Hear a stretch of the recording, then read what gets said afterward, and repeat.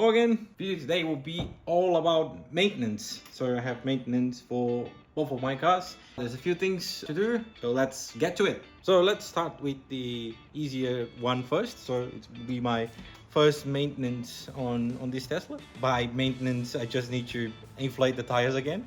I have the car for 6 to 8 months, and first maintenance I have on a car, just make sure the tires are okay. So let's do that. And then after the Mustang, I saw one day after a couple of very hot days here in Australia, I saw that the right headlight was a little bit loose and the grille as well. Looks like it either melted because it was 40 degrees, like 2-3 days with more than 40 degrees, and the car was in the sun for a while. I have a lot of bubbles in the wrap because of that. It's either that or because it scrapes underneath it and might knock something out of place or broken even one of the clips. So I have to remove the front bumper, check what's going on in there, and then assembly everything back. Never done any real work in cars by myself, so that will be the first time. Let's see how we go.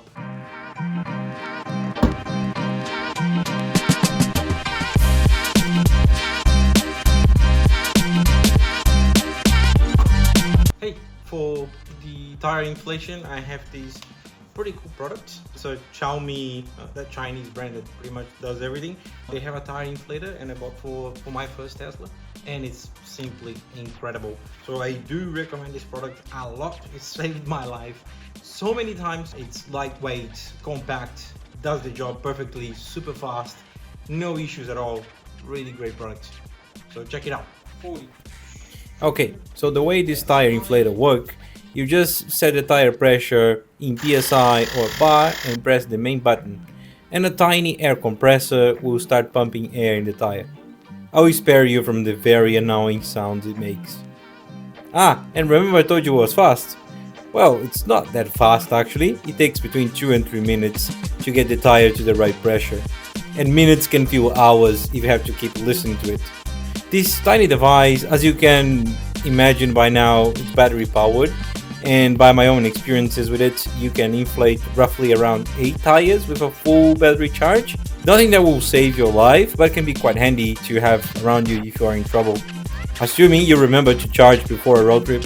The tire inflator, according to the manufacturer, has an overpressure protection system. Good safety measure to make sure you don't blow up your tire by overinflating.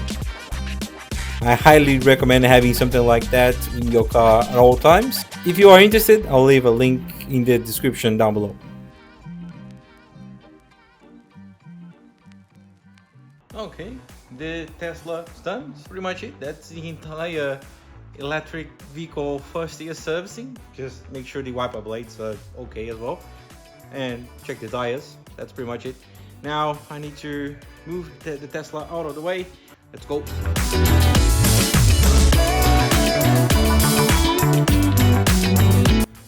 Okay, that's this icon right here is the tire pressure icon. Ah, forgot to mention, the Tesla needs to run for a while in order to recognize the pressure is back up in all tires. Next time I'll take the Tesla, the alert should be gone.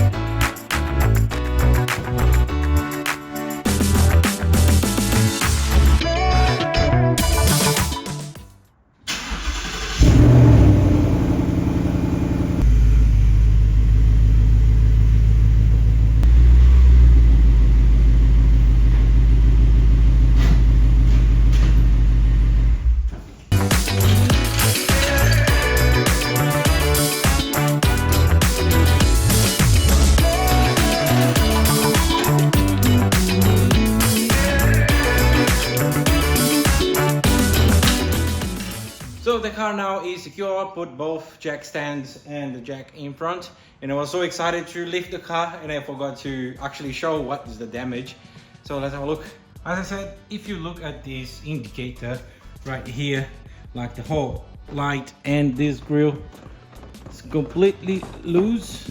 It broke from the support or the clips, or something broke inside. We have to look it up. Let's kickstart. First I need to pop the hood and then start removing some stuff from there first.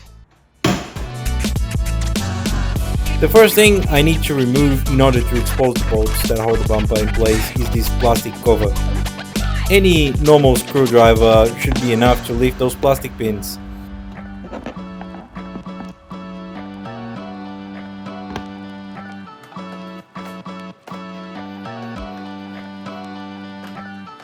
Now with all 8 pins removed, I just need to lift it up and remove this plastic cover, revealing the actual bolts that hold the bumper.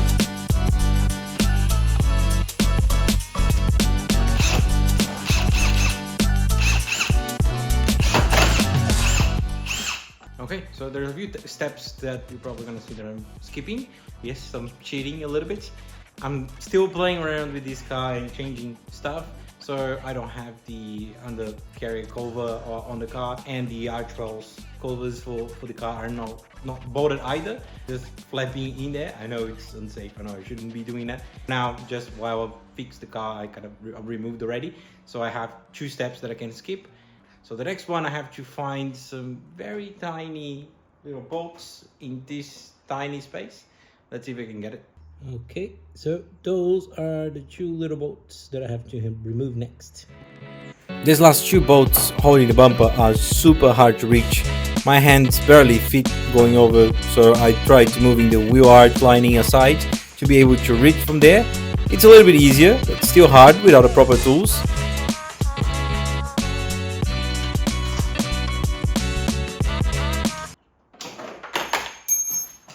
Believe it or not, I'm removing this front bumper using only what I have on my disposal at the moment, which is a socket set way bigger than what I need now, a screwdriver, some pliers, and those tiny tools you get when you buy stuff from IKEA. If you are having fun with me struggling, please leave a like. Okay, bumper is out. Let's check what went wrong. So this is how it's supposed to look like, and this is how it looks like. Something broke. Let's see if you can figure out why and what broke exactly. Aha, found what happened. So it actually broke in 2 places. So this thing over here was one of those clips. So there's multiple clips holding it all around. Another one broken here. So I lost 2 clips, and that's why. So I need to figure out now another way to secure this even with the missing clips. Aha! This one was loose, and then you put a lot of pressure on this one, and then it broke. So it didn't melt it after all. Just broke, and now I have to put the headlight back. Another very important piece of advice, talking to myself here actually, please always double check connections, wirings and bolts before start putting everything back together. In this clip I may or may not forgot to connect both headlights, and that other random cable that later on I discovered is actually the airbag sensor. What I love the most in those very common platforms is the aftermarket support. Ford and other brands realized that dummies like me will try to mod their cars, so they made it as easy as possible. Everything bolts into the OEM holes, so no hard DIY involved, thank God. Kinda like Lego or even IKEA furniture. Very straightforward. If a dummy like me can do, anyone can. Wow, that's harder than I thought. Whew. Finally done. Everything put back together. So I turned it on just to make sure everything was working and I didn't forget to connect anything. Turn signs are working. The grill is now fixed. Yeah, looks good. Cool, so the car is pretty much done. It took me a lot more than I realized. Working with cars is pretty hard. Cool, now I just need to lower the car back to normal, put back in the garage, and that's pretty much it for today. There's not a lot to remove the front bumper, just a dozen bolts here and there, on the tray, wheel arch, and on the top I need to put that piece back. And that's pretty much it.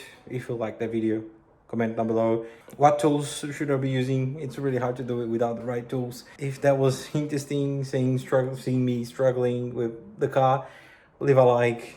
subscribe for more car shenanigans. See you next time. Bye. All done here.